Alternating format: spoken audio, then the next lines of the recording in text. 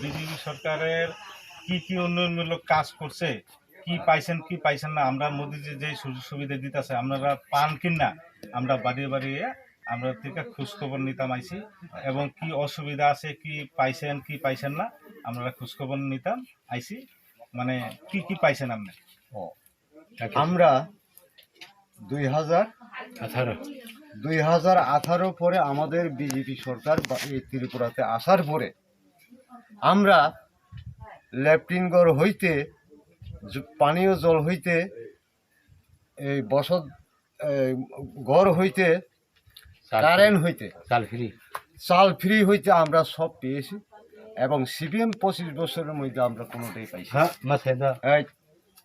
কোনোটাই পাইছি না। এটি হইল এই সরকার। আগে তো কোনো এই ফ্রি চাল খাওয়ায় না, তাহলে বিজেপি সরকার আসার পরে ভারতীয় মধ্যে এবং ত্রিপুরার মধ্যে আমরা সব পেয়েছি, চালও পেয়েছি। চাল পাওয়ার মধ্যেও আমরা গরিব মানুষ, আমরা খুব খুশি হয়েছি এবং ঘর পাইছি।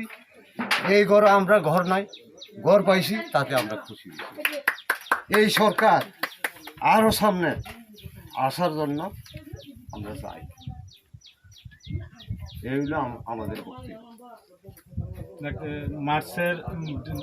এপ্রিলের 19 তারিখ আমরা ভোট গ্রহণ হইব। আমার পশ্চিম ত্রিপুরা, আমাদের প্রাক্তন মুখ্যমন্ত্রী বিপ্লব দেবজি এই পশ্চিম ত্রিপুরা দাঁড়াইছেন।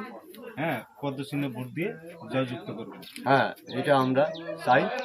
আমাদের এখানে যে আমাদের ক্যান্ডিডেট বিজেপি সরকারের মধ্যে, বিজেপির মধ্যে যারা এখানে ক্যান্ডিডেট হয়ে থাকে তাদেরকে আমরা ভোট দেওয়ার সন্তুষ্ট। বিপ্লব দেবজির, আমাদের মানিক সাহা যে মুখ্যমন্ত্রী, ওদের সম্বন্ধে কি বলবেন? যে বিপ্লব দেব, মানিক সরকার, মানিক সাহা কোন দপ্তরে? মানিক সাহা হইল বর্তমান মুখ্যমন্ত্রী, আর মানিক সাহা হইল আগের সিপিএম এর মুখ্যমন্ত্রী। মানিক সাহা আগে তো সিপিএম এর, এটা আমি বলি না। সিপিএম এ আমরা পাইছি না, তাদেরকে আমরা বললে কোনো লাভ নেই। ওনার কথায় আমরা শুনতেই পারি না। এখন নতুন কইরা যে আমাদের বিজেপি সরকার ত্রিপুরাতে আসার পর্যন্ত এটা আমাদের বলবেন, আমরা খুশি হয়েছি, পাইছি, গরিব বাঁচছি, গরিবের স্বার্থ হয়েছি। এটি নিয়ম। ভারতবর্ষের মধ্যে আমরাও ভারতীয় নাগরিক। এই ভারতের যে গঠনটা চলছে এটি আমরা চাই। আবার আসার জন্য তাদেরও আমার এই বিজেপিকে আমাদের ভালোবাসা। বিজেপি সুযোগ সুবিধা সব কিছু পেয়েছি এবং আগামী দিনেও আমরা আরো বিজেপি চাই। এই বিজেপি তার জন্য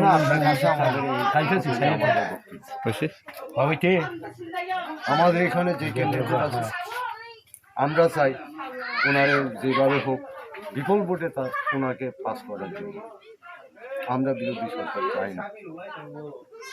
আমাদের এই উদয়পুর ডিভিশনের মধ্যে আমরা বিজেপিকে চাই। বিজেপি আসার জন্য আমরা জনগণে তাদেরকে আমরা। দাদা, আপনার কি নাম, একটু পরিচয় দেন, কোন গ্রাম, কি নাম আপনার? আমার নাম হইল প্রদীপ।